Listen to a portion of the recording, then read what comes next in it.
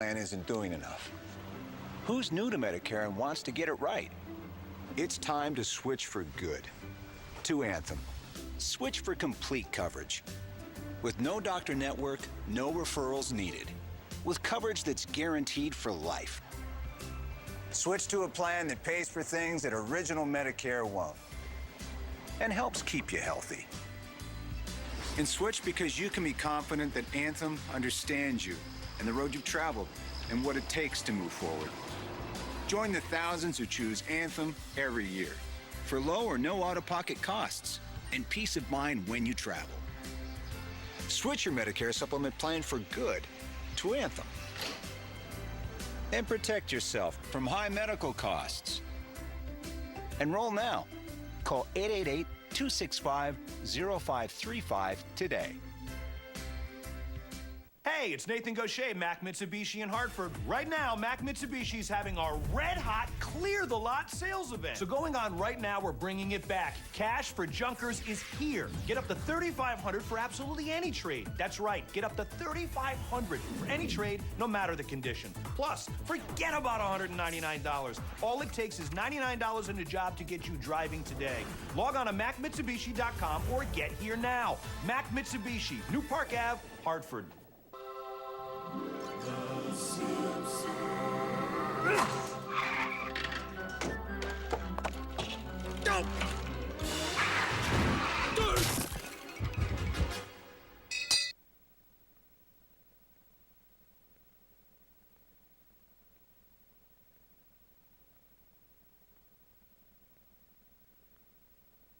Is cumulative time. That means each candidate will get 15 minutes to answer the questions, plus opening and closing statements. All the candidates will have a chance to answer all the questions. The candidates can also use some of their time if they want to respond to something another candidate has said. I'll be jumping in periodically to keep the conversation flowing so that we can get to as many questions as possible. The questions are coming from our excellent reporters here on stage, and let me introduce them to you. First, Jen Bernstein from Fox 61. Keisha Grant from NBC Connecticut. Dennis House from WFSB Channel 3. And Keith Kuntz from WTNH News 8. We have drawn numbers from a hat to determine the order of the opening and closing statements as well as the first question. We do have a hashtag. If you're following along, it's hashtag CBA debate, so please do tweet during this event. And let's begin with our opening statements. The first opening statement goes to Mr. Lamont. Well, good afternoon, everybody. And Oz, Bob, good to see you guys again as well. Let me just tell you, for your next governor, you want somebody who's going to be absolutely fearless when it comes to taking on the entrenched interests and shaking up the old way of doing business in Hartford. And that's what I've done my entire life. You know, in business, I took on the big cable TV conglomerates. We beat them by delivering a better service at less cost. We can use some of that entrepreneurial zip when it comes to Hartford. You know, politics, I took on the senior member of my own party when I thought he was wrong about the war in Iraq. Later on, I took on Dan Malloy for the big changes we need to do in this state. Truth be told, this is one of the first times I've had a chance to run against Republicans, a former Republican in Oz and more of a Trump Republican in Bob. I say that because Bob's tax scheme would offer a $1.4 billion tax cut to the 400 or richest families in the state. That means higher property taxes for you, a cut in education. I'm going to do just the opposite, cut the property tax, invest in education. Thank you, Mr. Lamont. The next opening statement, Mr. Stefanowski. Thank you. So we've got 19 days to go, 19 days to probably one of the most important elections in the history of Connecticut. You've got three candidates on stage, but you really have two choices. You've got Oz and Ned, who are more of the same. They want to raise taxes, they want to make bigger government, and they want to drive this economy into another term of Dan Malloy. You've got me, who's been saying for over a year that we need change, lower taxes, small government, a focus on jobs and the economy. Ned likes to say everyone needs to do a little bit more. Everyone is the single mom working 2 jobs to take care of her kids. Everyone are the grandparents leaving the state of Connecticut because they can't afford to stay here. Everyone has done enough. It's time to drive change. It's time to get this economy moving. I'm going to be that agent of change. Thank you very much. Thank you, sir. and Mr. Griebal. Thanks, John. Good afternoon, everyone. It's a pleasure to be here. Let me take the minute I have to make sure I distinguish between what my record is and what Ned's and Bob's are. Monty and Frank and I have not only lived and worked in the state of Connecticut for 25 years, we have worked for the state of Connecticut in 25 years, and we've gone through that. That's all in terms of things that Monty's done and a number of things and things that I've done. And over that 25 years, we've established a reputation, each of us, for candor, for civility, for collaboration, for inclusion, for integrity, and for transparency. And it's that kind of characteristics, those characteristics that are required to not only promote this state's significant asset base, but to attack these very serious fiscal impediments to returning Connecticut to national preeminence. And only an independent governor and an independent lieutenant governor, not beholden to a party, not beholden to dogma, can bring both parties together, the moderates in both parties and the private sector together, to work in a collaborative way to attack the fiscal impediments we have and return Connecticut to national preeminence on all quality of life matters. Thank you very much. We're going to go for our first question to Jen Bernstein of Fox, and it goes to Mr. Lamont. Thank you very much. Good evening, afternoon. Well, back in 2016, the Syrian refugee crisis was really at its peak. A Syrian couple and their 5-year-old son were given clearance to come to the U.S. after waiting for 3 years. Then Indiana Governor Mike Pence closed the door on this family. Governor Malloy accepted the family. If you were in Malloy's position, what would you have done? I would have accepted that family. I think this is a state that welcomes. This is a state with open arms. And this is not a state where Trump values, we keep people out, we put up a wall, my way or the highway. That's not the way I would do it at all. I would tell you that I say, as I go around the state of Connecticut, which I do a lot these days, there are a lot of people that don't feel like they belong. There are folks who after Charlottesville felt that this was a country that didn't really understand people like them. It was folks that felt after mothers being torn from their kids in the Rio Grande felt that this was a state or a country that didn't understand people like them. Just last week with the Kavanaugh hearings, I heard a lot of women, young women, say, I don't think this is a country that understands people like me any longer. So I want you to know that as governor, I am going to be welcoming. I support strong borders. I support legal immigration, but I also respect the diversity, which is what makes this state extraordinary. So I want to be a governor who's welcoming to each and every one of the folks that want to come to this state. I'm going to make sure that they have an opportunity to learn. I'm going to make sure they have an opportunity to become good tax-paying members of our community. Mr. Griebal? Thank you. Yeah, Jen, I would have done the same thing as Governor Malloy. I think what's happened with the federal government with the lack of 30 years of the Congress and presidents failing to adopt appropriate immigration laws has put the states in an untenable position. Having said that, respect for the individuals at the core of this country, it's at the core of Connecticut, it's at the core of our campaign and our administration. The notion of supporting appropriate security along both borders, obviously it's a federal issue, but certainly we support that. But the notion that every person who's in this country is protected by the rule of law is important to the Griebal-Frank administration, and it's the way we would handle situations like that when they come up in the future. Mr. Stefanowski? I do think we should support people that are here legally. The diversity of our state and our country is one of our biggest assets, but I don't think sanctuary cities are the way to do it. We cannot pick and choose what federal laws we decide to enforce and which ones we don't. It's a slippery slope. If you want to change the law, we should change that, but for the time being, we need to obey the law as written. Mr. Stefanowski, would you have accepted that family? I'm not familiar with the circumstances, but my gut would be yes. Do we have time for a follow-up to that? Yeah, please. Okay. So we were just talking about refugees who are here legally, talking about folks who are here illegally. We have people, as we speak, holed up in churches right now. I know Mr. Stefanowski just touched on this with sanctuary cities, but what side of the fence would you be with people who are scared about being deported? Mr. Lamont? I'd err on the side of being generous. These are people who are fleeing persecution. They're fleeing warfare. That's just what our country has meant all along. Not people who are abusing the system, but who are fleeing for their lives. So yes, I would be welcoming in terms of that. These poor folks, the guy that's in the church in New Haven hasn't been able to see his child in quite some time right now, an Hispanic individual that's fearful that he's going to be deported. I think this is a state that is welcoming. We honor the rule of law, but a state that's welcoming. Oz? I would just say that I'll repeat what I said a minute ago, that everybody in this country is entitled to protection under the rule of law. So ensuring that there's adequate legal representation for everyone in any kind of a deportation matter is absolutely critical. This issue of being humane is at the heart of this state. Yes, I understand the point that we've got to honor we have to cooperate with the federal government.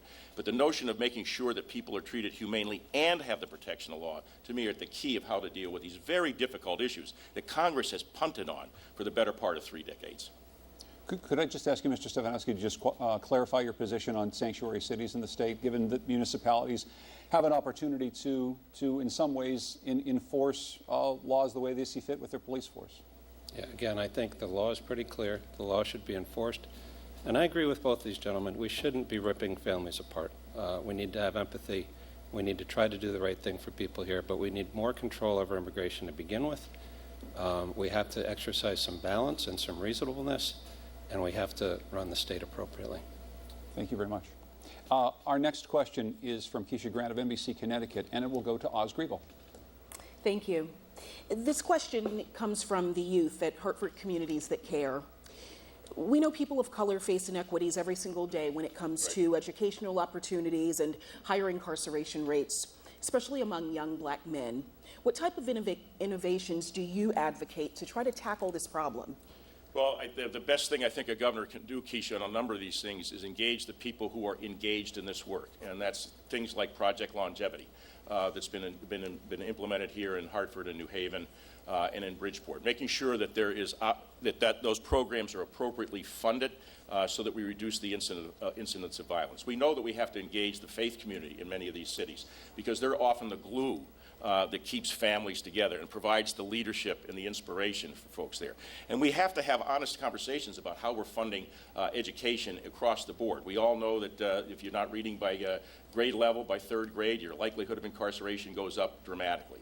At the same time, we've got to, on the other end, when someone has been incarcerated, give Governor Malloy a lot of credit for the Second Chance program, making sure that we're partnering with the Department of Corrections. I think Commissioner Semple has done a very admirable job of moving things in that direction so that when people are paroled, that they're coming back with skills and they're coming back to an opportunity to earn a livelihood for themselves, earn a livelihood for their families, so that the likelihood of recidivism drops dramatically. Those are a number of things. You get into the school issue, which may come up in one of the latter questions, how we get at that on a number of fronts. How we take a look at things like charter schools, which give parents choice and things along those lines. It's a little farther afield, but all these issues are integrated at the end of the day. You just don't slice off one aspect like the prison system or one aspect like the education system and say, all we're going to do is pursue that. You've got to bring the right people to the table to understand how, and particularly in an urban neighborhood where maybe children don't have 2 parents or their parent hasn't gone to school or this neighborhood isn't safe. This has to be done in a much more comprehensive, sustained way. Build on some of the successes of the past, but then keep moving in that direction. Mr. Stefanowski? Yeah, so I'm a product of the public schools. I went to North Haven High School. It was a terrific experience. I had a great career here with General Electric and UBS, and the public schools were great for me. But I do think we need more around accountability. Connecticut's spending 2 times the national average for K-1 to K-12. Test scores are not the be-all, end-all, but our scores are average. So we're spending more for average results. I think early childhood education is important. Get these kids at the start. School choice, magnet schools, charter schools, the public schools. But again, the best way to fund education in this state is not more taxes. We got to lower taxes. We got to get this economy moving. We have to grow. That's going to provide more revenue in the medium term to fund education and health care and all the other things that this state desperately needs. Mr. Lamont? Well, Keisha, yeah, I do want to be the education governor, and I do salute what Malloy did in terms of Second Chance and getting the community colleges into our correctional facilities and giving these folks a real opportunity so when they get out they can become productive members of our state and society. And it has brought down recidivism, and the crime rate is an all-time low, and it's saving the taxpayers hundreds of millions of dollars. Specifically on education, let me give you an idea. Many years ago, I was a volunteer teacher at Harding High School in Bridgeport. Bridgeport, many of our cities, the overwhelming majority of the kids there are children of color. And we only have 8% of our teachers across the state are teachers of color. And frankly, Keisha, very few of them are guys. And I would do everything I could to incent more people to get into teaching and more of them to be able to go to our toughest school districts to make sure each and every one of these kids gets the very best opportunity. So if you go to teach in a Harding High School, you go to teach in some of these toughest districts, we forgive your student loan if you've been there for 5 years. That's a way that we can get the very best teachers going to those school districts, giving these kids the very best opportunity. It begs the follow-up question, gentlemen, and I've heard from two of you, the Governor's Second Chance program. Connecticut's prison population currently at its lowest level in about 22 years. We've seen one of the biggest drops in violent crime in Connecticut in the nation in recent years. How do you plan to continue Governor Malloy's success on this issue, this particular front, if you're elected governor?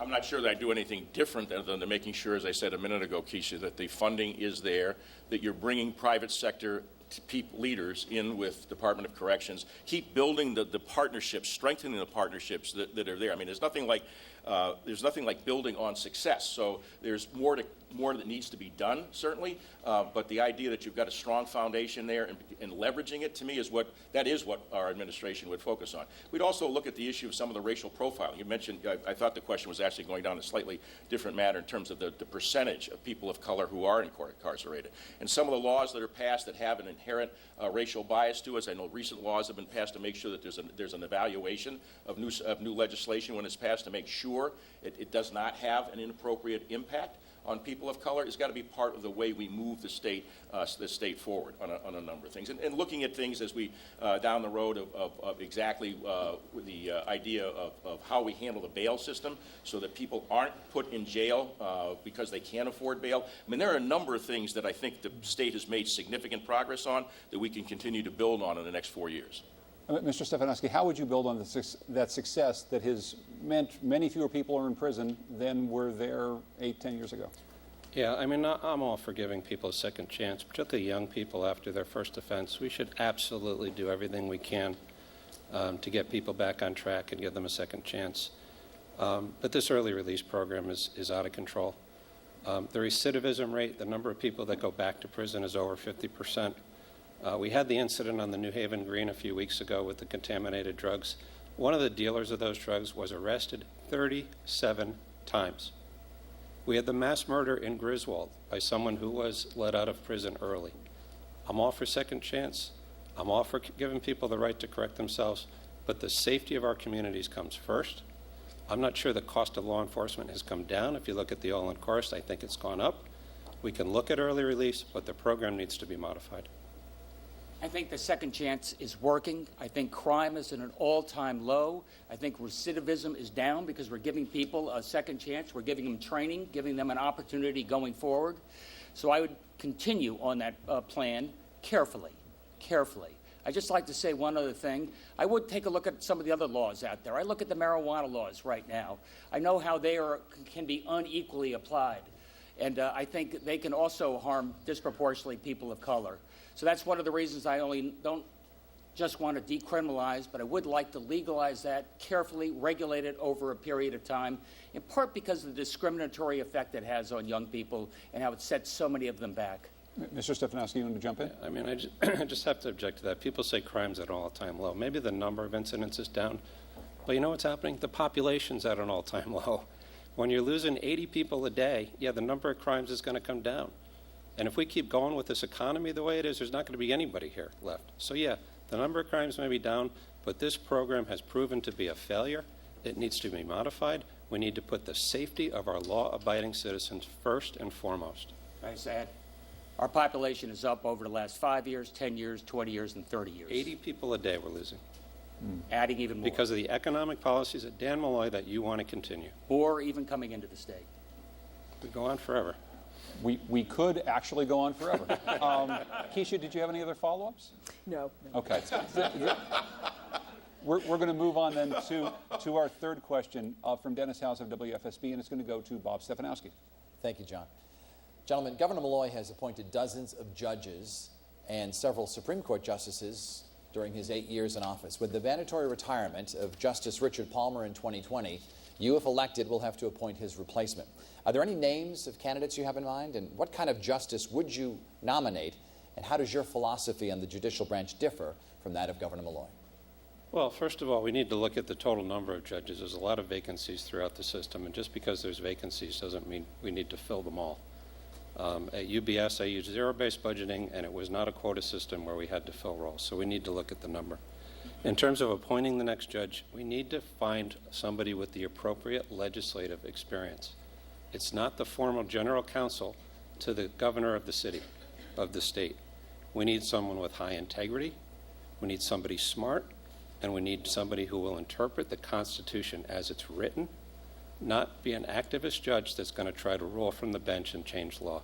We need to follow the Constitution as written, we need to have discipline, and we need to have quality judges with integrity. Ned Lamont? I think it's important that we continue to fill these judicial seats. As somebody who spent his life in business, let me tell you, if the court system slows down, bogs down, that makes life impossible for people who are trying to get contracts, trying to adjudicate and move forward. And I would say, look, I would cast a wide net in terms of the folks I look for as judge. I want people of integrity. I want people who know the system.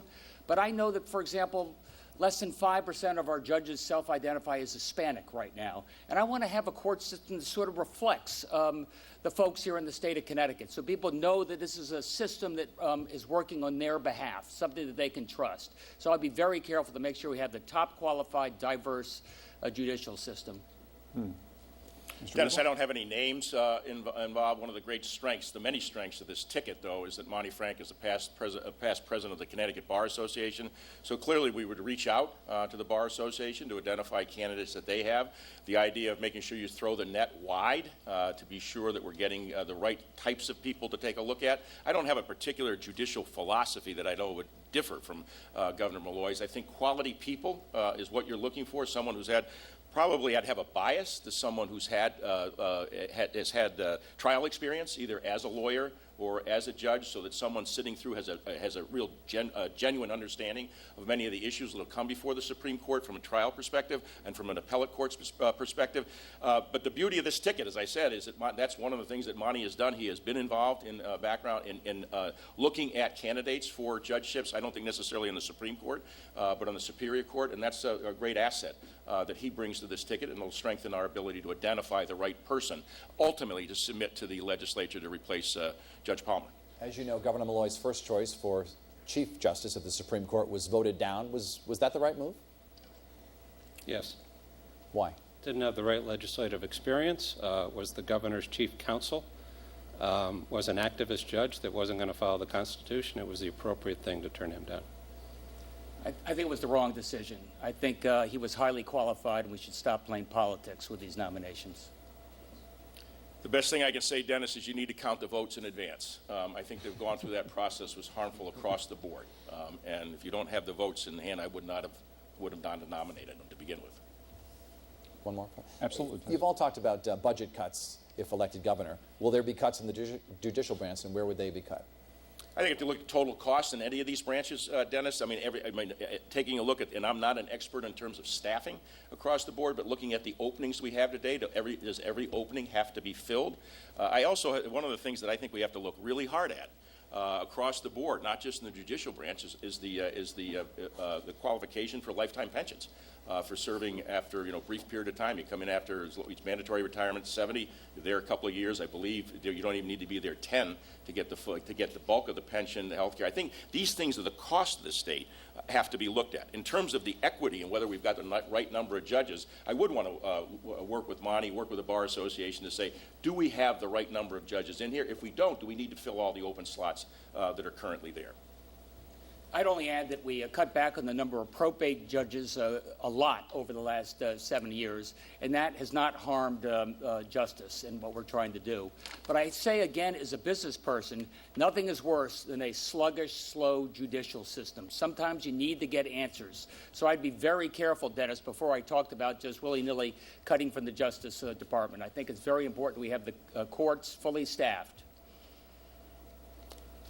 Me? Yeah.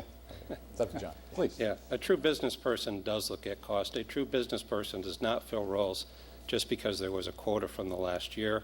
A true business person starts with how many do we need? What are the right qualifications? Can we do with a few less? A true business person looks at the bottom line. A person who wants big government blindly fills roles year after year that may or not be needed, and he charges those costs to the hardworking taxpayers of Connecticut rather than finding efficiencies that we can spread and give back to the people. Thank you. Our next question is from Keith Koontz of WTNH, and it's going to go to Ned Lamont. Sir, good afternoon. In recent years, our state has lost General Electric to Boston, almost lost Aetna headquarters to New York City. We have seen very bold attempts by other states like Florida to lure other Connecticut companies away. What is your plan to make Connecticut as business-friendly as possible in the face of this kind of competition from other states, and what is your detailed plan to accomplish that? So, Keith, after GE left, we got the leaders of GE together with the political leaders and the business leaders and the labor leaders to see what we could learn. You know, they didn't leave for Mississippi. They didn't leave necessarily for a low-tax state. They left for Massachusetts. And they told me they left for Massachusetts because, one, they couldn't get the talent they needed here in the state of Connecticut. And two, if they could get that talent, they had a hard time getting them to the office because of gridlock traffic. So two priorities I heard coming out of that meeting is, one, make sure you work every day with the major employers in the state, as well as the small business. Make sure we're training people for the jobs that are out there right now. We have tens of thousands of jobs that we can't fill. Shame on us because we're not training those people for those jobs. That was one of the reasons that I was so happy when we were able to attract Infosys, a major IT company, to come right here to Hartford and training people with IT skills. And that's one of the many reasons that Aetna turned around the moving vans. Number two, you need a governor who's going to be serious about fixing our transportation system. We have gridlock in this state right now. And what I'm going to do is we can't rely on the gasoline tax anymore. That's become prohibitive. So we do a toll on tractor-trailer trucks only. That's $250 million to fix those bridges that allows our rail service to pick up, extend service around the state. Two things that were so important to GE.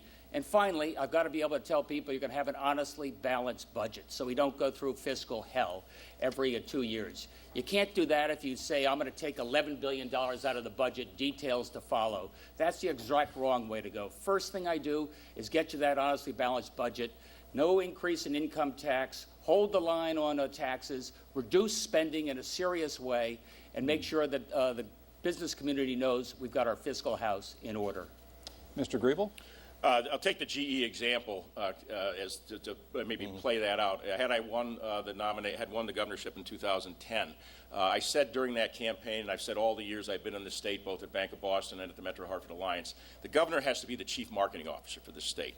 And what I mean by that, if you believe the old adage that your next best customer is your current customer, you have to spend a lot of time with the employers who are here. Our legacy employers, the UTCs, the Hartfords, the Pitney Bowes, as well as all the small businesses that are here. Make sure you take the time to listen to them. Make sure you take the time to tell them that they're loved, that the taxes they pay are appreciated, the taxes that their employees pay are appreciated, that the investment that they make in their plant and equipment and research is appreciated. We've taken the private sector for granted far too long, which has opened us up to 49 other governors coming in regularly to court people. We're in a competitive world for jobs and for capital investment. If you don't see yourself in competition, then you are going to get rolled as we go forward. In the GE example, using that, I would have hoped I would have developed a relationship with senior people at GE and relatively early on. And if they told us they were having these kinds of problems about transportation, which we all know we have transportation issues, but having issues about attracting the right talent, I would say, well, before you put the RFP out for Chicago and Atlanta and Boston, wherever you're looking, let's sit down and take a look at it. We'll buy your property in Fairfield.